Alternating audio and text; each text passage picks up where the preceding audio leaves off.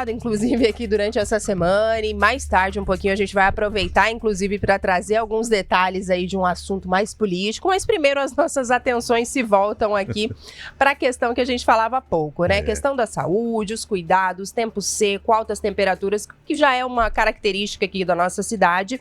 A gente está recebendo aqui o Dr. Marcelo Sandrin, clínico geral, cardiologista, pneumologista, ele que é ex-presidente da Federação Hospitais Filantrópicos aqui de Mato Grosso e professor aposentado de medicina da Universidade Federal de Mato Grosso. Doutor Marcelo, seja bem-vindo mais uma vez, é um prazer recebê-lo por aqui. Fica à vontade para dar um bom dia aí para a nossa audiência. Muito obrigado pelo convite, é um prazer imenso estarmos aqui. Estamos em casa, só tem que parece palmeirense aqui, uma coisa muito boa, entendeu? Notícias razoáveis de ontem para hoje. E estamos aí, né, como diz o outro, no rastro dos que estão em... Eles estão apavorados, né? Tanto os dois que estão ali querendo... Um que está na frente, outro que está atrás, está meio apavorado já. Nós estamos sempre na caça. Isso, foi um prazer. doutor. E hoje, né, infelizmente, até relativamente precoce, né, nosso inverno, que é bem diferente do inverno de um modo global, chegou um pouco mais cedo, chegou agreste, chegou violento. E as condições, né, de temperatura, as condições de umidade relativa do ar, especialmente, porque a gente já está acostumado com 40, 43, 46, o ano passado deu tudo que era possível, né? Altas e aí relatos de 48, né? A gente com 36 está até confortável. Mas o problema é que, como o Pedro já falou, né, estamos aí com 23. Se houver alguma piora, nós teremos aí temperaturas chamadas já desérticas. Abaixo de 20% a gente considera assim. E já tivemos relatos de 16% e 12%. Então, todo cuidado tem que tomar todo mundo com a hidratação. Existem pessoas que têm, né, a gente pode tomar líquidos à larga, se tiver tudo bem, mas nós temos pacientes, pessoas que têm problemas renais, problemas cardíacos, tem que conversar com o seu médico, e a água é um santo remédio nessa época. Já tinha falado para o Pedro também, quando a gente comentou sobre o assunto quando cheguei, que eu recomendo sempre você hidratar o seu ambiente, ainda mais você que vive dentro do ar-condicionado. Cuidar muito bem do ar-condicionado para ele não virar um microbioma especial e aparecer os ácaros que dão alergias respiratórias. E você pode usar umidificador, nebulizador, você pode usar, tá entendendo, um monte de coisas, mas custa energia, aparelho elétrico ligado todo o tempo atrás de você, principalmente à noite, eu não recomendo muito. Eu recomendo já de muitos anos, a gente até que acho que inventou essa brincadeira, o toalhão molhado. Você vai lá nas lojas do Porto, compra um toalhão daquele bem felpudo, bem grandão, daqueles de praia que você vira uma cama, e aí você umedece ele. Aqui, por exemplo, estamos em reforma, tá lindo aqui, né? Vai ficar lindo. Por enquanto tá tumultuado ainda. Tem que colocar um plástico e colocar em cima. Antes, no final da tarde, ele já está seco, você vai ter que molhar de novo. Principalmente à noite ou então onde você está. Você pode colocar aqueles, né, umidificadores elétricos. Não recomendo, e aí eu contraindico, aqueles que são de ferveção. Eles parecem, na realidade, um esquentador de água. Ele esquenta a água e ela evapora com aquele, né, eletrólito lá dentro. Pelo amor de Deus, não vai dormir com isso. Você derruba aquilo dali, um choque elétrico úmido, você está fulminado. E o balde de água? A gente tem que cuidar de outras coisas. Nesse tempo aí, tem que cuidar da pele, principalmente vocês, né? As lindas têm que cuidar. Que tá só pela misericórdia. É uma coisa boa, né? Essa hidratação vai ajudar. Protetores solares de boa qualidade. Se você fosse expor, né? E aí nós temos um número muito grande de profissionais que passam por isso. Os garis, né? Especialmente, o pessoal da construção civil tem que usar um chapéu, né? Quando você for passear, vou sair daqui, vou ali no restaurante. Você vai a pé. Tem uma sombrinha, todo mundo esqueceu, né? Um guarda-chuvinha. Você vai se proteger. E você, está entendendo, além desse protetor solar de excelente qualidade, não precisa ser de fator de proteção muito alto. Tem gente que exagera 100, né? Não, um fator de proteção de boa qualidade que você repita ele de quando em vez, dependendo da sua sudorese e dependendo da sua exposição, porque ele naturalmente vai fazendo. E um último coisa que as pessoas sempre esquecem, entendendo? Que é cuidar dos olhos. essa luminosidade que tem nesses dias, que nós não temos mais nuvens nem nada, e isso vai agravando com a chegada do final do ano, é uma das coisas que acelera o processo de catarata. Então você deve usar um bom, não é um fake, já que essa palavra está em moda, né? Não gosto dela, mas um fake óculos escuro. É um investimento nos seus olhos, você usar, e você, como eu, que sou obrigado a usar óculos continuadamente, gosto deles, aliás, não tiro, já tentei colocar lente de contato, eu tenho um óculos fotocromático. Na hora que eu estou lá fora, ele está protegendo minha vista. E cuidado mesmo, porque a coisa não está brincadeira. A partir de final de julho, começo de agosto, ainda vamos ter, talvez, as queimadas que ainda não estão exuberantes aqui, e teremos um outro problema que será a poeira, chegando em setembro, muito seco. Você tem que tomar cuidado, principalmente as pessoas que têm problemas respiratórios. Perfeito. Pedro, fica Doutor, à vontade. entre esses artifícios, né, o senhor citou a toalha, a gente fala muito numa bacia com água, uma vasilha de uma forma geral. Também ajuda no umidificar ali o ambiente? Sempre vai ajudar, mas tem que ser uma bacia bem grande, você pode meter o pé na água na hora de ir no banheiro. E é justamente a minha preocupação. Como é que funciona essa evaporação da água? A não ser que ela seja muito grande, ela vai durar muito tempo. Só que ela tem um defeito, ela não tem extensão. É por isso que eu falei que tem que ser aquele felpudo molhado que você vai molhar. E, obviamente, se à noite dá uma levantada, meter o pé na água, você não dorme mais, entendendo? Meter o pé no balde. E, doutor, ainda falando um pouquinho, né, desse cenário, o senhor já falou de alguns cuidados, né, algumas situações que a gente precisa se atentar, principalmente, não só dentro de casa, mas também no ambiente de trabalho, principalmente o pessoal que trabalha nas ruas. Mas, de uma maneira geral, se a gente pudesse trazer alguns detalhes, né, também para o ouvinte, como é que essas altas temperaturas associadas à baixa umidade do ar, elas afetam também o nosso corpo, o nosso organismo, as vias respiratórias, em linhas gerais, assim, sabemos que são muitas coisas, né, mas o que é que o senhor poderia destacar de mais impactante, assim, para o nosso corpo mesmo? Além dessas agressões, você passa por um processo de instabilidade. A temperatura ideal para o corpo humano talvez seja em torno de 21, 22 graus, ambiente. Certo. Nós aqui quase não a temos, nós somos acostumados com temperaturas muito maiores, mas quanto mais ela sobe, além desses agravos que a gente já comentou, você tem o problema do desgaste energético. Porque você, quando está com 42 graus aqui fora, você está quase trabalhando ao contrário. O organismo, de um modo geral, trabalha para manter uma temperatura interna, que é a ótima para a produção de proteínas, da produção de energia do corpo humano, né, para fazer todos os hormônios, é essa temperatura, entre 36 e 37 no máximo. Nós estamos com 40 e pouco aqui fora, o nosso organismo faz com que você, além de estar perdendo muita, você vai desidratar mais fácil, a sua circulação vai ser mais acelerada, você poderá ter alterações mais ou menos significativas, mas é uma das coisas que nessa época também representam um dado negativo para o cansaço crônico. Você chega no final da tarde, você está mais cansado do que quando a temperatura está mais amena. E aqui a gente se acostumou, né? Porque poucos lugares do mundo chegam a ter a temperatura que nós tivemos o ano passado, em alguns momentos. Temperaturas abrasadoras. Eu falava, o deserto, né? E aí você tem que tomar outros cuidados. Por exemplo, para se proteger disso, você pode usar a tática do beduíno. Qual que é a tática do beduíno? Em vez de você, né, passar o beduíno à noite, lá o deserto não é sempre quente. Ele chega até a congelar, fica muito frio. Mas na hora do deserto está pegando fogo, ele usa roupas em camada. Não é roupa, entenderam? Roupa de fácil evaporação, roupas que podem ser só de algodão, mas hoje nós temos roupas até que protegem, né, do sol, para que você, durante o dia, dependendo das oscilações, você tira e põe numa boa. Tem gente que gosta de um casacão, né? Mas nessa época não dá para usar. Então você usa camadas para você se proteger do calor. Entendeu? Entendi. Então você sai da noite fria, seu organismo está adaptado, você coloca coisas em camada e conforme o dia vai ficando, né, mais exuberante, se você ficar com calor colocando essas camadas de roupa confortável, você retira uma ou duas camadas e é assim que os beduínos vivem. Vocês, não é por nada. cara acha que é um adereço. Não é um adereço. Não tá ali à toa, né, Ele coloca doutor? aquilo lá porque é um dos lugares que é só você pegar uma câmara térmica, você vai ver que mais sai vapor e calor é na cabeça. Por quê? Quando corta a cabeça, o couro cabeludo é uma das coisas que mais, tá entendendo? Fazem, desculpem, Imagina.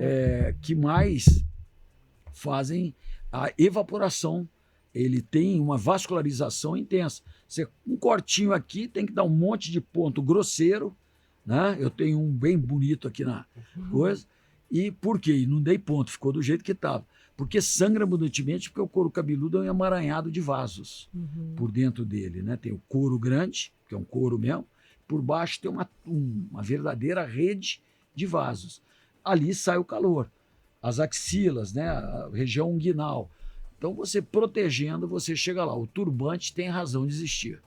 Tá aí. Pedro Panoc, 8h26. Estamos aqui recebendo o Dr. Marcelo Sandrin, clínico geral, cardiologista, pneumologista. Dá até para fazer uma consulta aqui, né? Já fica à De vontade. certa forma, é isso que nós estamos fazendo. É isso, já estamos Estamos à orientando aí os disposição. ouvintes Aqui as e nossas trazendo dúvidas. detalhes para todo mundo se cuidar, porque o mês de Inclusive, agosto, que é aquela seca mais severa, vem aí. Vem aí.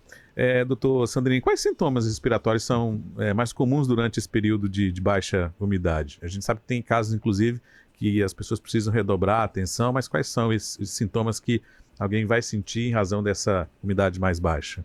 Eu não vou fazer propaganda de nada aqui, mas é o bichinho do ran-ran, né? Todo mundo no ran-ran. Por quê? Resseca muito, acaba inflamando boa parte. Se houver mais poluentes no ar, irrita mesmo as vias aéreas e você está sempre ali tirando um pigarrinho, né? Agora, óbvio, dependendo da sua sensibilidade, você vai sofrer mais ou menos, né? E você vai ter aí as pessoas que têm sensibilidade, principalmente os asmáticos, né? Os bronquíticos, as pessoas que têm doença broncopulmonar obstrutiva crônica, aquelas doenças que têm sequelas, né? De um modo geral. E a gente, então, tem, eventualmente, descompensação, podendo chegar até a insuficiência respiratória. E é como eu falei, por nossa graça, nós ainda não estamos com aquela fumaça que é dantesca, né? É horrível. Nós tivemos dias em Cuiabá, no ano passado e outros anos, que a cidade cheirava queimada. Então, tem que tomar muito cuidado. As pessoas que têm sensibilidade respiratória, que tem doença respiratória crônica, procure serviço médico e, obviamente, precocemente. Nunca mais eu espero ouvir da minha vida o que ouvimos durante a Covid. Fique em casa até a hora que você tiver falta de ar. Ou então era só uma gripinha. Procure serviço médico, que é melhor. E até aproveitando, a qualquer tempo, se o repórter nos chamar, você me avisa, Panoc. Esses cuidados, doutor, procurar o médico, isso tem que ser feito com uma certa frequência? Ou se você sentir algum sintoma diferente, né? Como é que a gente deve ter esse trato, né, em procurar um médico? Principalmente a gente que está aqui numa cidade, né, que a gente já falou aqui de todas essas características. Como é que, com que frequência, né, eu devo consultar, por exemplo, um pneumologista? Aqueles que têm alguma doença, já como o senhor falou, eles precisam ter essa rotina mais acelerada? Qual que é a orientação? Uma das coisas que a gente recomenda muito é a pessoa parar de falar de que saúde é o bem maior dela e cuidar da saúde com um pouquinho mais de esmero. Né? Nós não podemos ser, né, hipocondríacos, nem também podemos ser lenientes com a saúde, porque senão você faz o que é muito comum e é o que impacta até a saúde pública do Mato Grosso, que é aquela consulta de emergência que não era uma emergência. A pessoa apavora ao primeiro momento porque ela não tem aderência ao sistema de saúde correta e ela não tem o seu médico de confiança. O médico de família é o melhor médico, entendendo? Por quê? Ele é um médico que sabe dos assuntos e ele tem como encaminhar os processos necessários, evitando aquilo que é a pessoa procurar por especialistas daquilo que ele nem tem. Por exemplo, dor de cabeça. Né? Quem não tem uma dor de cabeça? Dor de cabeça pode ser dor de cabeça, mais nada. Pode ser uma sinusite, problema otorrinolaringológico, ou se tiver sintoma respiratório, pneumológico. Pode ser um problema neurológico, um aneurisma cerebral. Pode ser, tá entendendo, N mais coisas, umas 400 causas de cefaleia. Né? E a enxaqueca? Quem tem enxaqueca tem que definir se tem enxaqueca. Não é igual ter dor de cabeça. Nada melhor do que um bom clínico. um clínico que não é o mestre dos mestres, o mestre dos ares, ou da terra, ou do fogo, etc, etc. Mas é o cara que você vai ter confiança nele e que vai fazer com que você o acompanhamento correto. Né? Por quê? Você sabe os limites da sua capacidade. Né? E você sabe o que precisa ser encaminhado ao especialista ou não. Então é muito comum, qualquer dor de cabeça no peito, eu faço consulta todo dia, estou falando aqui do cara, eu sou cardiologista, mas a pessoa me procura como cardiologista só porque tem uma dorzinha no peito com 18 anos. Pode ser problema? Pode, mas o cara chega impactado, ontem chegou um desses, achando que está infartando. É muito pouco provável que isso esteja acontecendo. E ele teria o mesmo atendimento e eu atendi ele como clínico. Eu não atendi ele como cardiologista. Mas se ele tivesse procurado um clínico, né, na rede municipal ou em outro lugar, ele teria um atendimento que daria o encaminhamento adequado. Porque dor no peito é outra coisa. Nós temos hoje nas grandes emergências do mundo uma excelência tal que as unidades de emergência e de UTI já são subdivididas em suas especialidades. Uma delas é a equipe de dor no peito, que envolve até gastroenterologista. Por quê? Pode ser doença do refluxo gastroesofagiano e a pessoa já sai dali naquele jeito. Mas antes ele é triado e visto por um clínico ou, se não achar, um médico da área clínica que possa encaminhar. Porque senão todo mundo vai terminar fazendo consulta com o neurocirurgião.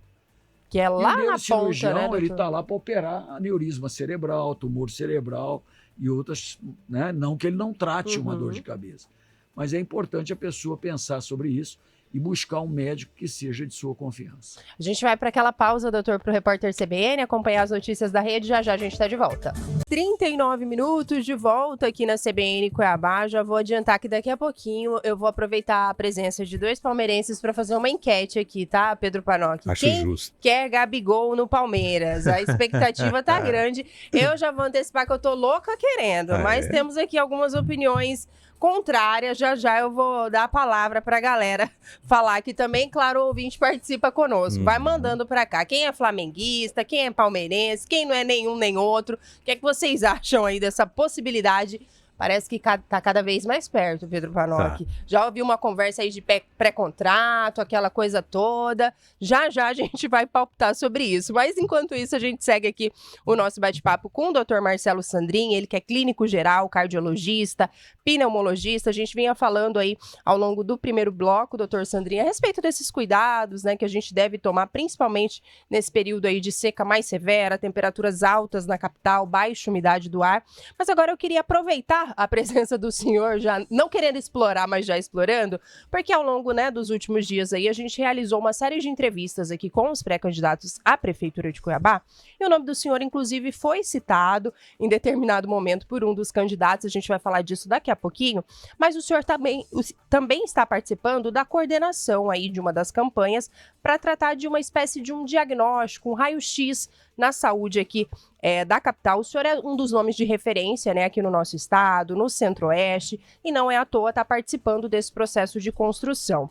Nesse primeiro momento, eu queria que o senhor falasse para a gente, assim, independente do gestor que vai estar à frente da cidade, né, nos próximos 4 anos, o senhor que é um grande entendedor da área, o que é que o senhor pode citar para a gente, as impressões do senhor das demandas mais urgentes aqui da capital nesse momento, o que é que esse plano já vem desenhando, né, o que é que precisa ser executado? A saúde, né, Panoc, que a gente fala tanto, né, para além daqueles problemas que já acontecem pelo Brasil todo, nós tivemos aqui outras situações, outras agravantes na capital, questão de corrupção, intervenção, enfim.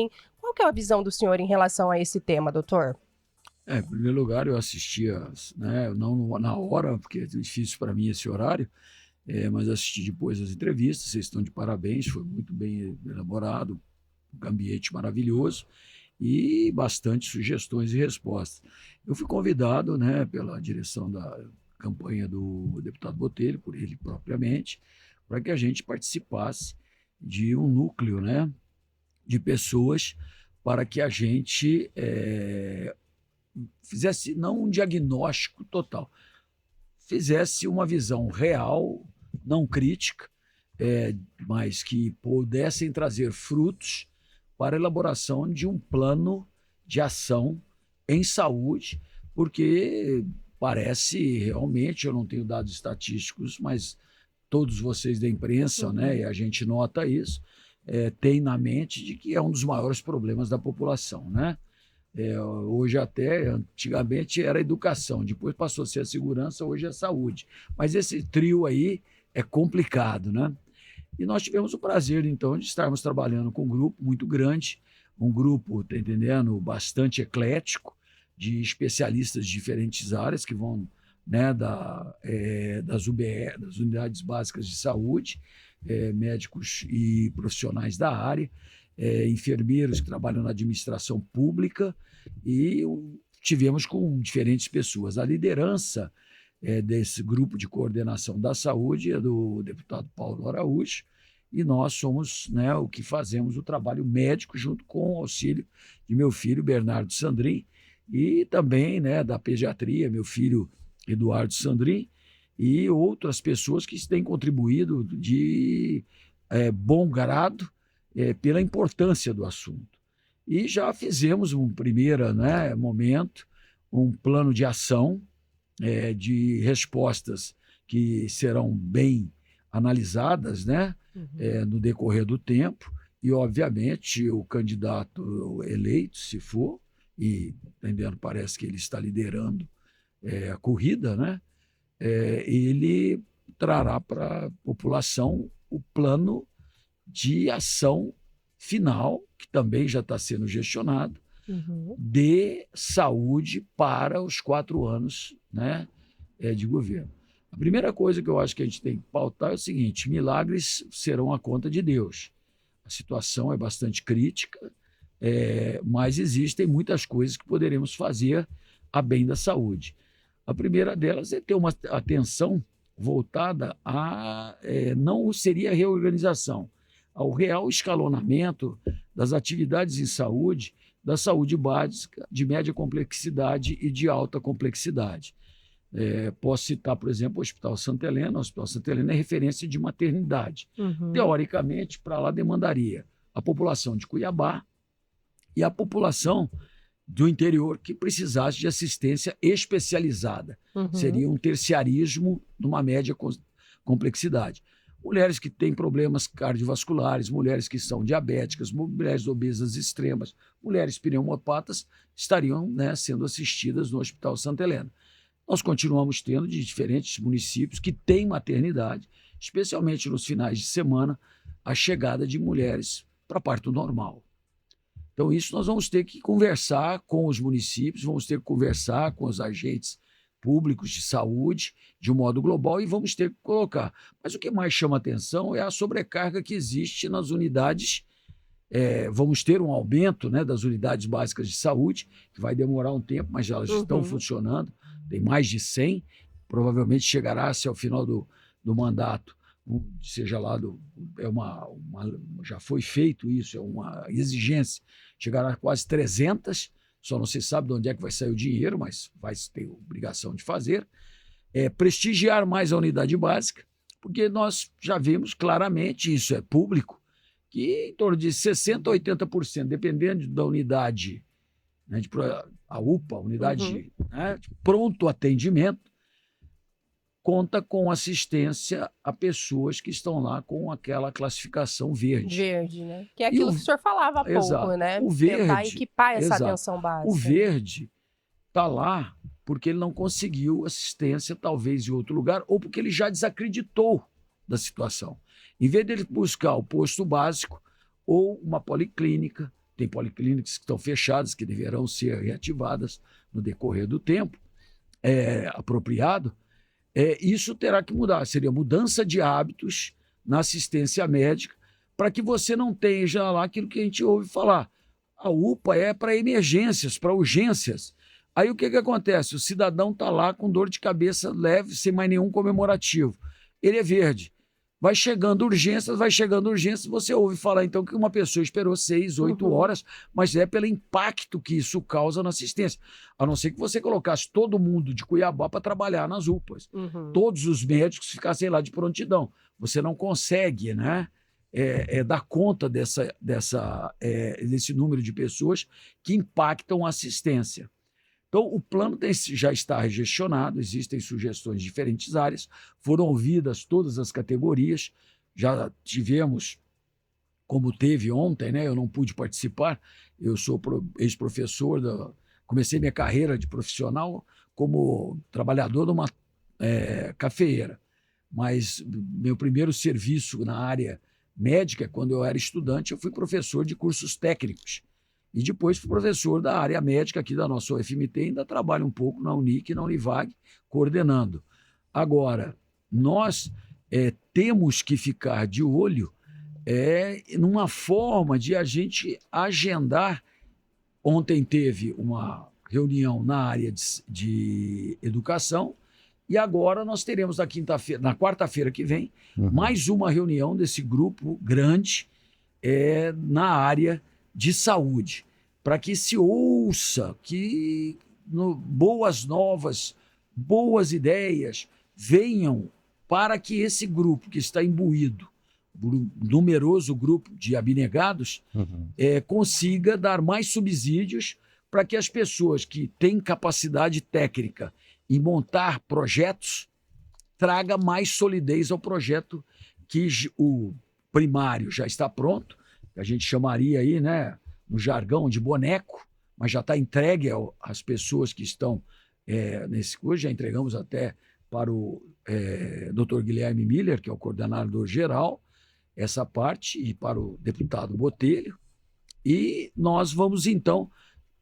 aprimorar para apresentar a finalização dele no decorrer ainda talvez desse mês ou começo do mês de agosto, quando já estará solidificado todas as pendências da Justiça Eleitoral, e aí vem a campanha à frente, e aí esses detalhes serão passados por quem estiver eu chamo de corrida, né?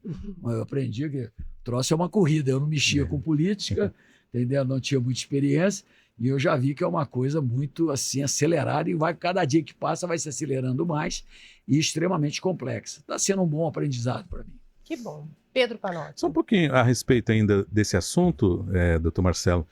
Na visão do senhor, em termos de tempo, né? O senhor até citou, do ponto de vista estrutural, isso pode levar um pouco mais de tempo, levar ali já uns 4 anos para ter toda essa estrutura do ponto de vista de posto, de atendimento, de locais efetivamente de atendimento, mas um cenário de mudança mais geral. Em quanto tempo a gente pode aguardar essa mudança na saúde da capital, porque a gente passou por todos esses processos que o senhor mencionou, que a imprensa tem acompanhado, né? Quanto tempo o senhor acha que, para além de quem que seja o vencedor do próximo pleito, essas mudanças precisam acontecer a partir de que tempo, na visão do senhor, a partir dessa análise que o senhor fez? Na realidade, isso foi uma das coisas que nós discutimos quando aceitei, né, esse encargo de fazer, junto com o grupo, esse trabalho, foi de que nós não falaremos em verdades, nós não prometeremos o que não é plausível.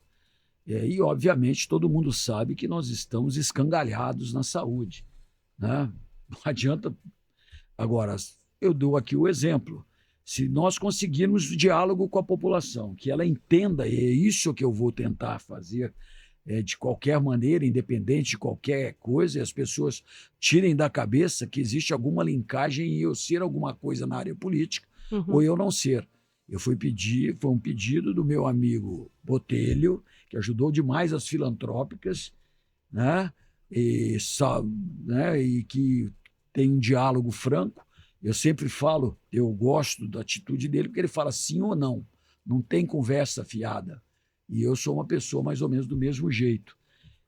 Nós vamos tentar o diálogo com a população para que não se crie momentos de histeria, que não haja um assodamento ou uma esperança vã.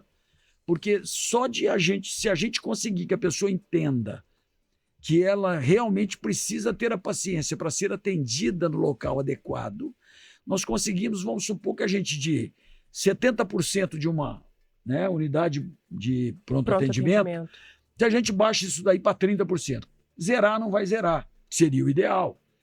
Mas aí, enquanto isso, o outro projeto está indo, vai se abrir mais unidades básicas de saúde. Tem um impactante. E isso eu aprendi também na política, e é por isso que eu falo que eu não vou falar em verdade. Falar em 300 UBSs, a primeira coisa que tem que se pensar é quem é que vai pagar a conta. Uhum. O município recebe R$25 mil a R$30 mil por mês, federal, para manter uma unidade que gasta 120. É só fazer a conta de multiplicar, falar que vai abrir 200, vai demorar tempo. Agora, não vou nem me ater a isso, porque dinheiro eles vão caçar, né? Aí não é problema do... O gestor que lute, doutor. Irmão, o problema é o seguinte, onde é que tem médico para tocar isso?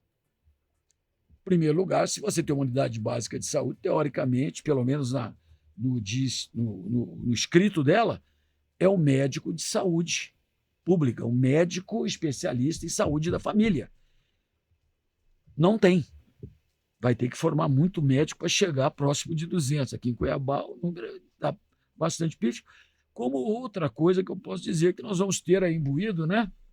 Mas não é nada especial, nós teremos uma atenção muito grande às mulheres, talvez pelo fato, né, do Hospital Santa Helena ter 78% dos nossos profissionais mulheres e quase, né, mais de 60% do atendimento de Santa Helena são mulheres. Agora, eu tenho uma coisa minha que nós vamos estar assim, uma atenção muito especial ao atendimento do idoso. Se você sair daqui agora e for nas unidades básicas de saúde, você vai ver que elas têm o atendimento delas. Agora, se você for na unidade, na UPA mais próxima, você vai ver que está coalhado de idoso dentro de um lugar extremamente insalubre e impróprio ao atendimento dessas pessoas. São aquele então, público é um vulnerável, objetivo, né? E independente de qualquer outra coisa, é uma coisa que eu solicitei especificamente para quem me colocou nessa posição. E as pessoas que estão gestionando planos, já estão com planos, nós daremos uma atenção absoluta ao idoso, porque nós desimpactaremos as internações nos grandes hospitais, desimpactaremos as enfermarias de pronto atendimento, de urgência, que estão lá com pessoas. Os idosos estão sofrendo mais do que todo mundo, e mais do que isso, um idoso sofrendo, salvo nas famílias poucas que existem, que são desalmadas, graças a Deus, mas isso existe, não adianta tapar o sol com a peneira, faz uma família sofrer demais, até as pessoas terem problemas financeiros com o tratamento, mas principalmente com o absenteísmo de acompanhantes e, eventualmente, a necessidade de uma pessoa pedir para sair do emprego, para poder cuidar, porque, né, não é fácil você ter cuidador. Nós também não temos essa. Então, uma das coisas que a gente tem para pensar é isso. Isso daí demandaria não muito custo e demandaria essas medidas a possibilidade de desimpactar e dar folga àqueles... Eu fico indignado às vezes quando as pessoas falam, né, o médico, a enfermeira da UPA, a enfermeira do tal, não teve aquele... Gente, vai lá ver. Não vai lá ver com o olho de quem está precisando. Vai lá ver a verdade de quem está trabalhando num lugar desse. É pessoa para tudo quanto é lado.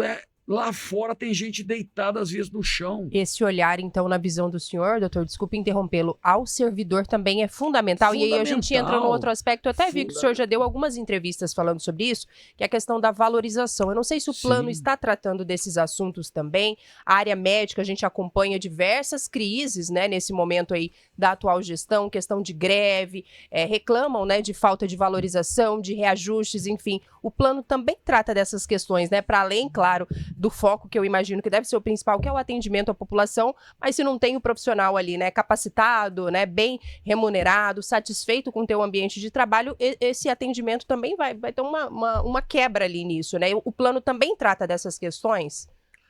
Olha, o meu foco nesse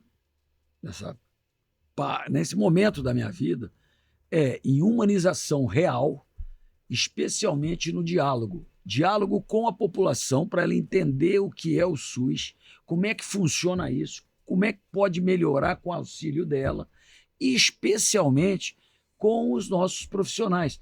As pessoas pensam muito em salários.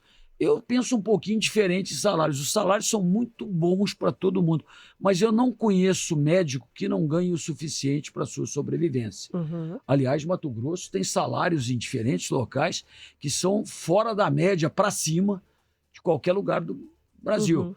O Rio de Janeiro, por exemplo, tem um número imenso, a maioria dos meus colegas de turma de lá são ex-funcionários públicos que se aposentaram e não fazem mais nada. Por quê?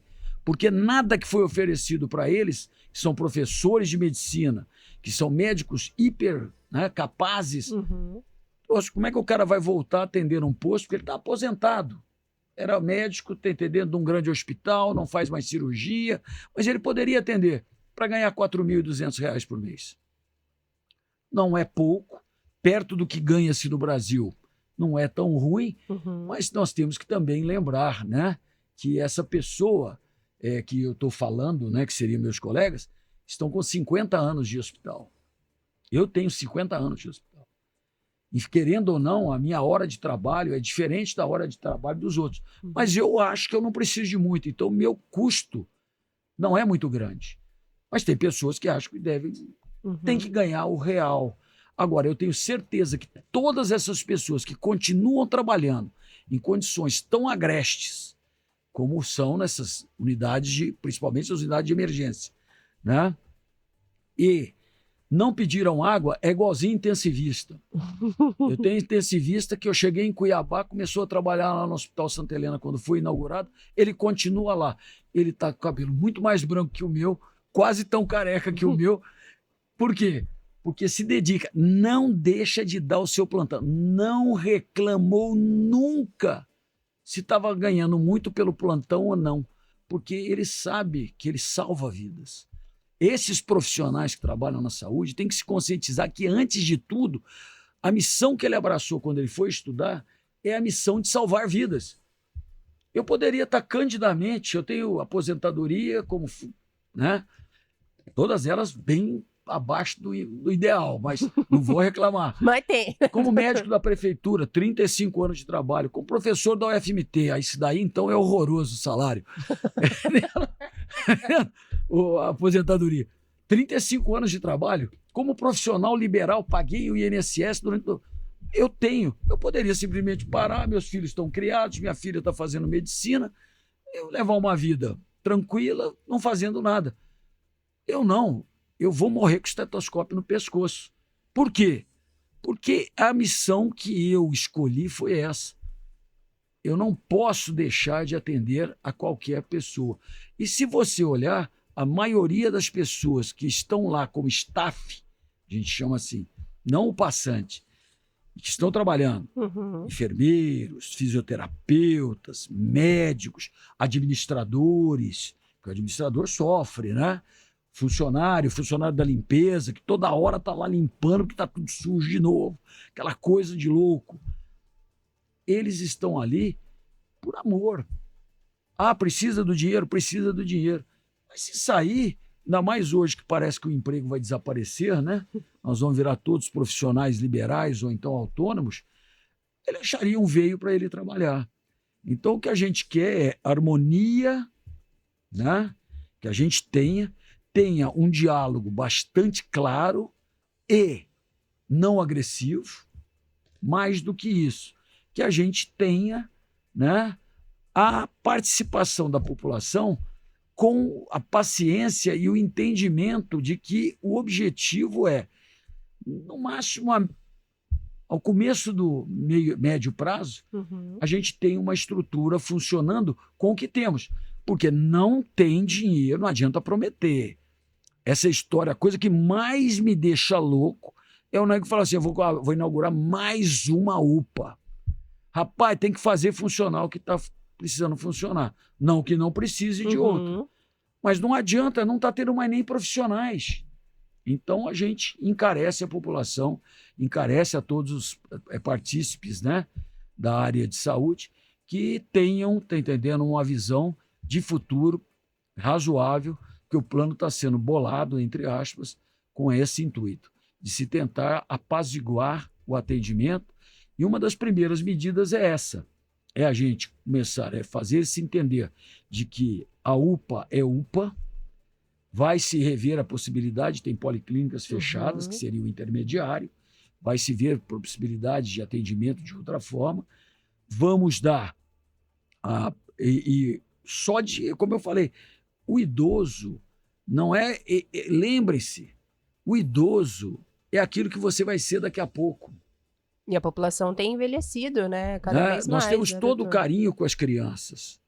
Por que não estamos vendo tanto carinho com os fazer idosos? aquela pausa de novo. Doutor, vou pedir para o senhor ficar mais uns minutinhos conosco, ainda tem mais uma curiosidade por aqui, já já a gente está de volta. Tinhos de volta aqui na CBN Cuiabá, amanhã de sexta-feira, dia 5 de junho de 2024, a gente está conversando por aqui com o Dr. Marcelo Sandrin, clínico geral, cardiologista, pneumologista. Estamos explorando todas as áreas por aqui, né, Pedro? Já fizemos consulta, já fizemos um raio-x da saúde de Cuiabá. A gente sabe que ele tem uma agenda apertada, correu lá do hospital, veio para cá para conversar um pouco conosco. Mas, doutor, a gente não pode deixar o senhor ir embora sem tocar nesse ponto, né, Pedro? Porque a gente recebeu também aqui, ainda falando dessa questão um pouquinho mais política, o deputado Eduardo Botelho, que é pré-candidato, né, como a gente sabe, pela União Brasil à Prefeitura de Cuiabá, e ali em determinado momento, quando ele falava ali dos possíveis vices, né, que estão sendo cotados aí para a chapa dele, ele citou inclusive o nome do senhor, falou desse trabalho que o senhor está fazendo, né, para a área da saúde, independente de ser o escolhido ou não, mas eu queria saber do senhor também, né, como é que está toda essa articulação, de fato é algo que lhe interessa, a gente vê aí uma história do senhor, né, mais de 40 anos, o senhor falou 50 anos atuando já aqui em Cuiabá? Não, tem 50 anos que entrei para medicina. 50 anos de medicina. 42 anos de Cuiabá. Mais de 40 anos de Cuiabá. O que leva o senhor, né, a deixar ali o jaleco nesse momento, tentar ali uma articulação política? Vai ser possível conciliar os dois? Queria que o senhor contasse um pouquinho pra gente se de fato é algo que passa pelo radar do senhor nesse momento. Eu na minha formação, eu sempre pautei pelo seguinte: se eu fiz uma coisa boa na minha vida, é criar tempo. O tempo é restrito, 24 horas por dia, mas eu não dou bola, não. Obviamente, eu não deixarei de ser médico. Isso é impossível para mim, pela minha formação e pelo prazer que eu tenho em servir ao próximo. E também é a minha profissão, né? Então, eu gosto muito, como eu falei, se Deus quiser, eu morrerei subitamente com meu estetoscópio no pescoço trabalhando. Seria uma coisa assim bastante razoável, sem muito sofrimento e sem dar trabalho para os outros. Agora, existe essa possibilidade. Mas foi o que eu falei, eu estou aprendendo, né, muita coisa. Talvez seja um cargo mais espinhoso de ser conquistado, talvez, do que a gente imaginava. Primeiro tem que ter aí a autorização do partido. Eu sou do Republicanos e hoje conto já com, né, o agreement, né? Eles já falaram que vão ver se conseguem me indicar a esse honroso cargo. Seria servir mais ainda a Cuiabá. Cuiabá me abraçou, minha família toda nasceu aqui, eu vivo aqui com muito prazer, quase nem saio. E tenho orgulho do desenvolvimento do meu estado e da minha nação, porque morei 26 anos em outros lugares e morei, né, eu estou com 69 agora, vou fazer 70 logo mais. Eu morei aqui, já estou aqui há 42, indo para 43 anos. Então, eu sou daqui. Eu sou o pau fincado de verdade. E depois vem a reunião, né, dos partidos, né, uma confederação, entre aspas. E vão discutir, e tem outras pessoas que têm capacidade política, talvez médica, de idealizações, e tem sonhos que possam ser também muito plausíveis. Então, vai ter que se ouvir esses partidos e ver se a gente, né, tem os predicados importantes, mas nós nos colocamos à disposição. E, por último, tem que realmente, se, né, chegarmos a ser indicado, que o Botelho, né, aceite. Aí nós estamos aí para qualquer eventualidade. E a gente tem muito prazer para tentar trazer à população aquilo que a gente aprendeu. Só falando um pouquinho mais sobre projetos, é um projeto que eu nem toquei, eu acho que nunca nem falei com o Bernardo. We have a dream. A gente tem um sonho, né? É uma coisa que hoje eu acho que para a sociedade é extremamente importante, que eu tenho trabalhado em off, e que o Bernardo vai me ajudar, junto com o Eduardo, a montar, seria alguma coisa na área de especialidade de adolescentes. Que legal, doutor. Porque o problema social dos adolescentes hoje é imenso e o problema de saúde que virá no futuro é monstruoso. Monstruoso. Os adolescentes, eles são revoltados por si só, entre aspas, e difíceis. Agora, os adolescentes têm um problema. Eles não têm nem medicina. Alguém aqui da sala sabe qual é o nome da medicina do adolescente? Tudo tem. Tem geriatria, tem, né, pediatria, tem neonatologia. Alguém conhece a especialidade? Não sei Ninguém nem se nunca ouviu existe. falar, Não sei né? nem se existe. Então, nessa especialidade, ela tem que voltar. Ela tentou ser ativada no Brasil pela não link dos adolescentes com a saúde, que se acham, né, intocáveis. Eles estão abandonados. E depois causam problemas de saúde sérios, né, no futuro a serem solucionados. Uma coisa que a gente tem que lembrar, né? Eu ouço falar sempre, não, eu estou fazendo o exame é de graça. Lembre-se, cada exame desperdiçado no SUS ou num convênio que não seja o SUS, custou o seu dinheiro. O SUS não é de graça. Nenhum atendimento do SUS é de graça. Custa o imposto que a cada dia parece que sobe mais, não, sobe mais nesse país. Ou seja, estão desperdiçando dinheiro demais. Seria outra forma de desimpactar no futuro o atendimento de saúde. Nós termos, né, um projeto de saúde que colha toda a sociedade e que a sociedade abrace, não mais com o fígado, mas com uma mente clara, uma mente sã. Eu sempre digo o seguinte, eu não estou nessa posição porque eu acredito na política. Eu acredito na política de saúde. Política na saúde é o desastre que nós estamos presenciando. Então, eu gostaria de que as pessoas refletissem um pouco, colocassem o pé no freio, tratassem com humanidade as pessoas que estão trabalhando em todos os locais, né, de Cuiabá. Até nos hospitais privados a gente vê indignidades, né? E é muito triste você escutar isso. Porque, às vezes, tem profissionais que fizeram aquilo que você nem imagina, que não existe na sua vida.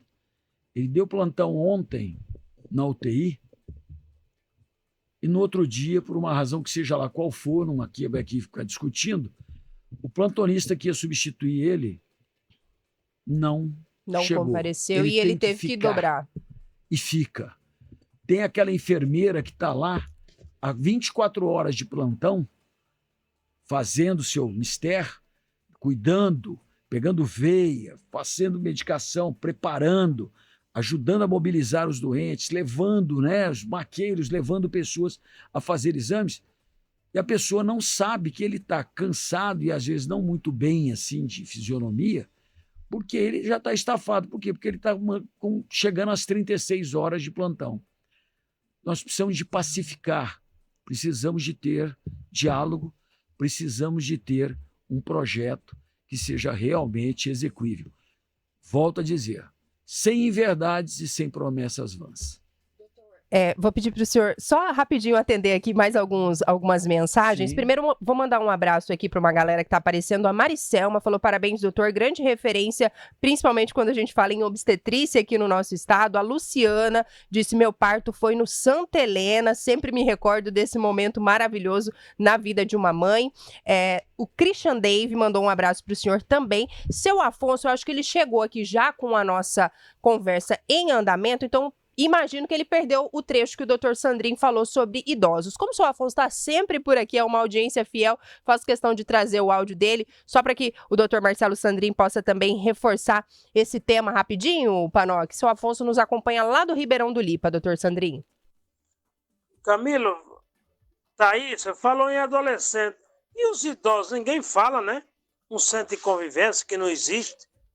Já pensou, doutor Marcelo? Um centro de convivência para os idosos funcionando a todo vapor, seria mil maravilha. Bem, um prazer imenso, Antônio, lembrança para todo mundo aí de Ribeirão do Lipa, tenho muitos amigos aí, né? Amigos que conquistei através do atendimento médico, isso é uma coisa que me encanta muito. E se o senhor pegar aí, né, o link, o senhor vai ver que nós falamos por demais dos Verdade. idosos. Na realidade, aí já não é só do projeto que vamos tentar implantar. É um compromisso de que nós faremos mudanças na assistência ao idoso, independente de qualquer coisa que aconteça, né? Nosso candidato sendo eleito, ele tem o compromisso, independente de eu estar ao lado dele na prefeitura, ou eu não almejo nenhum outro cargo, nada disso. Trabalho demais, né? Já estou acordando agora, já estou acordando às 3 da manhã, entendendo? E dormindo às 9 da noite. A gente vai fazer um programa de atendimento humanizado, respeitoso, que ajudaria até a desafogar a saúde, de um modo geral, porque é um sofrimento para a família, e isso nós falamos anteriormente, seu Afonso, de que as famílias vivem perambulando com os idosos, às vezes sem a assistência adequada, pela enchente de pessoas que tem, por exemplo, numa UPA. Nós precisamos organizar isso e, para isso, contamos com pessoas como o senhor, que pensa a saúde e está vivenciando os problemas de saúde e, obviamente, tentaremos, melhorar o contato, né, nos centros de convivência, mas, especialmente, nós queremos arrumar formas de atendimento diferenciado, não. Nós não podemos fazer diferença entre sofrimento e pessoas, mas que tenha acessibilidade diferenciada. Porque as pessoas falam muito, né? Cada hora tem um termo, né? Os PNS. O idoso talvez seja um dos maiores PNS que existe, né? Tanto é que tem até, né, estacionamento para ele. Por que não existe um lugar que abrace ele? E aí estaria abraçando as famílias de um modo global, com atitudes médicas e com o ensino em como cuidar dessas pessoas. É triste uma pessoa que está perdendo sua cognição. Se ela não tiver atento, você vai ter uma cuidadora que usualmente seria um familiar que pediu demissão do seu emprego para cuidar da pessoa, que não tem nenhum conhecimento no que ele deve fazer com aquela pessoa. Eu vejo, às vezes, lá no meu consultório, chega a pessoa com um idoso esboçando, as pessoas tudo acham que é Alzheimer, mas não, nós temos que ver qual é o problema da pessoa, e a pessoa ralha com...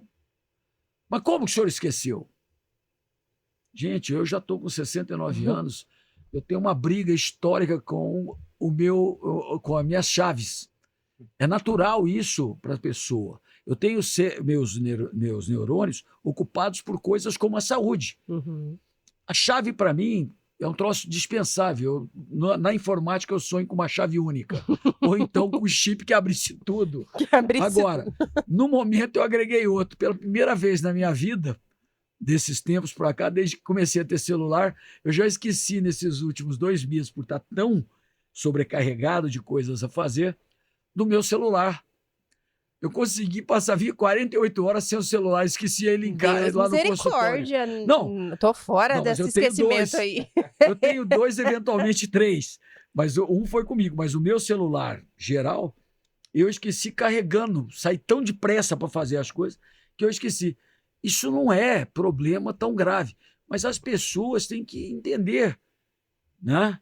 Não, ela tem que saber como cuidar dessas pessoas. Uhum. E aí nós diminuiremos o impacto sobre o sistema de saúde como um todo. Lembro mais uma vez, toda assistência médica do SUS é financiada pela própria população. É um direito, mas sem a colaboração da população, nós teremos o péssimo. Só para finalizar e você entender, a gente fala muito, mas no momento eu tenho meu primo mais velho, que hoje é o líder da família nossa, porque meus avós morreram, meus pais morreram, está internado em Dublin.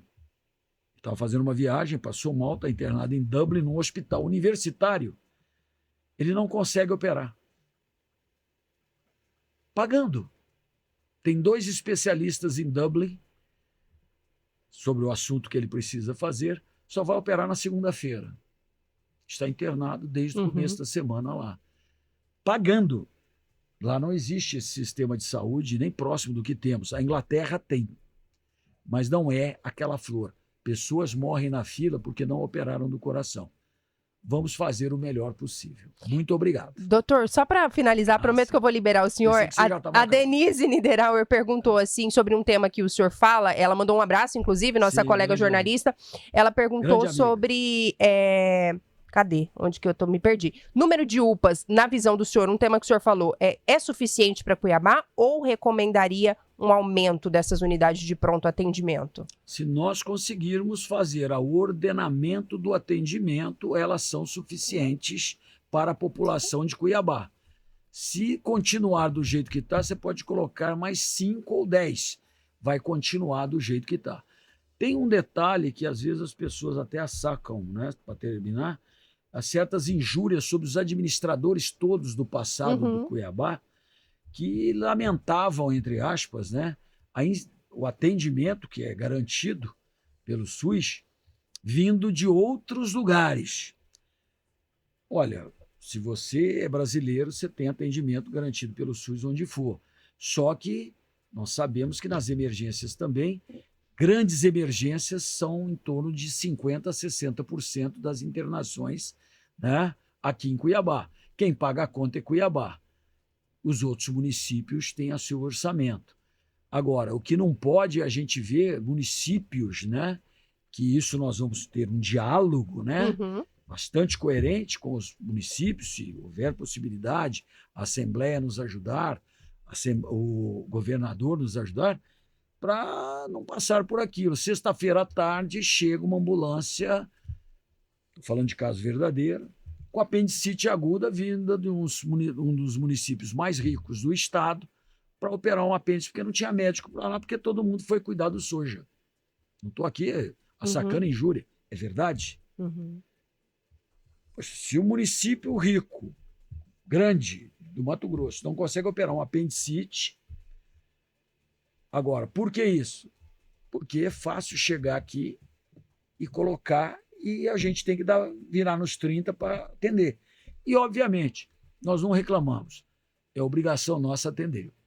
Muito bem. Ô Pedro Panocchi, tudo certo por aí? Vou trazer a participação do Júlio César rapidinho e convidar também o Bernardo para vir aqui dar o pitaco dele, porque tá falando dele aqui também. Bom dia, Camila, Panocchi, Anderson. Deixar um abraço pro Dr. Marcelo, que além de todas as aposentadorias que ele falou, aposentou-se também do futebol.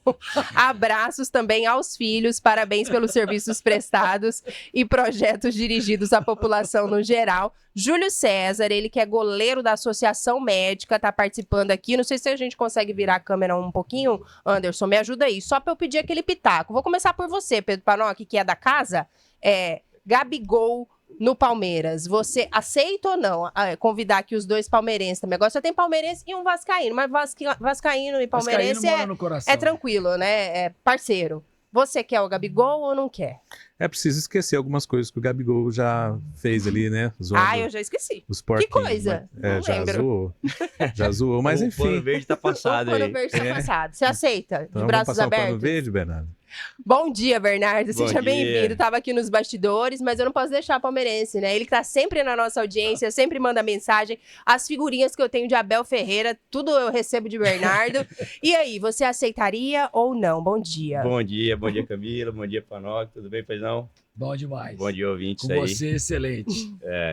Bom, tô sempre aqui na audiência, né? Bom demais estar do lado de cá também. Eu acho que tem que avaliar um pouquinho, né? Como que ele vai se comportar ali no vestiário, né? Se ele vai entender um pouquinho com o Abel. E para mim, eu acho que no fundo disso aí, Camilo, tem uma negociação por fora. Eu não acho que se encaixa tanto nos planos de contratação do Palmeiras, falando um pouquinho sério, não vejo. Mas, entendendo ali o nosso momento, né? Avaliando como que a gente está precisando um pouquinho mais de gol ali, talvez no lugar do Rony ele encaixasse, né?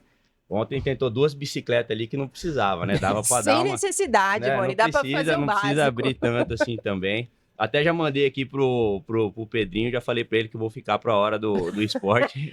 Verdade. Você já mantém aqui minha escalação. Muito bem aí, doutor Marcelo Sandrin. Resenhando um pouquinho aqui nessa reta final, já o repórter CBN nos chama. O senhor, com toda a sua experiência, de gestão inclusive, acha que o Abel conseguiria acalmar os ânimos, abraçar o Gabigol, deixar ele mais renovado e sucesso no verde? Como eu disse para vocês, eu sou do sim ou não. Eu não queria esse cara no meu time de jeito nenhum. Ele, para mim, é um desagregador, um falsão e, mais do que isso, com todo o respeito, é um atleta que já mostrou serviço, mas ele se perdeu no meio do caminho, como muitos outros. Ele precisaria primeiro reestruturar-se, né? E, na realidade, eu acho que o Palmeiras não precisa disso. E o Campeonato Brasileiro tá chato. Nosso adversário, as pessoas não conhecem palmeirense raiz. O meu avô foi um dos que fez o Palestra Itália. Ele era italiano, migrante, participou com as mãos e com doações contínuas da construção do primeiro estádio do Palmeiras. Ele não era palmeirense, ele era anticorintiano. Como o Corinthians está lá para trás... Não está incomodando ninguém. Mas nós temos aí aquele dado, né? Tem 2 times aí que estão andando ali na frente, um tal de Botafogo, um tal de Flamengo. Esse não assusta não. Só que isso aí, eles estão assustados. Porque vai chegar na finada, atropelada a final, não vai ser atrapalhada pela esse quinta coluna chamado Gabigol. Eu não quero ele... Quinta coluna. Okay. Eu tenho um grupo aqui no WhatsApp que chama Quinta Coluna. Você imagina? Aqui, esse grupo aqui ele é proibido. Se vaza essa conversa aqui, menino, só nós vamos ser cancelados. Um minutinho antes da gente ir pro repórter, sua projeção, Bernardo. Olhando a tabela hoje, Flamengo, Botafogo, Palmeiras, vai dar para chegar? Vem aí o tri consecutivo? Consecutivo, né? Podemos falar, nem sei como fala 13. Eu vou ter que aprender aqui. Deca, ajuda aí para nós. Não, Deca é campeão. Mas botando o pé no chão, palmeirense raiz, como o pai falou, a gente sabe que essa parte aí de deixar as emoções aflorarem aí é mais pro time do cheirinho, né? Vamos fazer nosso papel dia a dia aí, pé no chão. Acho que o time tá bem encaixado, tem Libertadores vindo, né? Então tem que contratar, vem Felipe Anderson aí chegando também. Tem Giai, né? Não sei o que, Giai, né? Menino, por um I ele escapou de ser zoado aqui no Brasil. Aí, mas palmeirense raiz não se empolga antes da hora, não. Acho que temos que manter esse ritmo aí. Muito bem, gente. Queria agradecer a participação de vocês. Bernardo, obrigada pelo carinho. Obrigada, doutor Marcelo. Sucesso aí nas missões. Dizer que a CBN está sempre de portas abertas por aqui. 9h30, a gente vai ter que fazer aquela pausa. Vamos marcar um dia também para Bernardo vir resenhar junto com o Pedro Lima. Dá um time ali na agenda. Vamos vir falar um pouquinho também de futebol. É isso, Pedro? Pausa? Isso. Então vamos para o repórter. Já a gente está de volta.